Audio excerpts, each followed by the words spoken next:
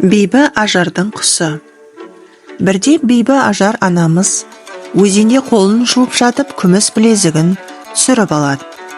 Бұл жан жары Ибраим пайғамбардың сыйға берген тартуы еді.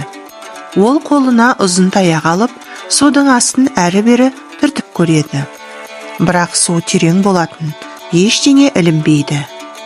Қанша әуреленсе де білезігін таба алмайды. Амалы құрып, өзен жағасында жылап отырады. Кенет жанына бір шүрегей ұшып келіпті. Ол әйелдің мұңайған түрін көреді де, не болғанын түсіне қояды. Судың астына сүңгіп, түбін шарлап шығады. Бір кезде күміс білезікті көзі шалады. Тұмсығына тістеп, жағаға алып шығады да иесіне береді. Ажар білезігін көргенде жас балаша қуанады. Шүрегейді бауырына қысады.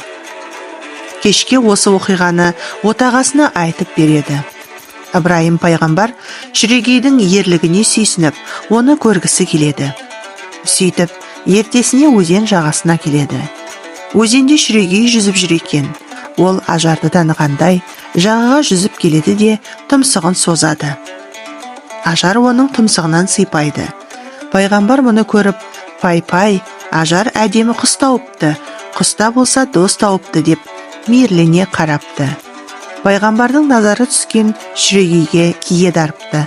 Оны бәрі бейбі ажардың құсы деп атап кетіпті.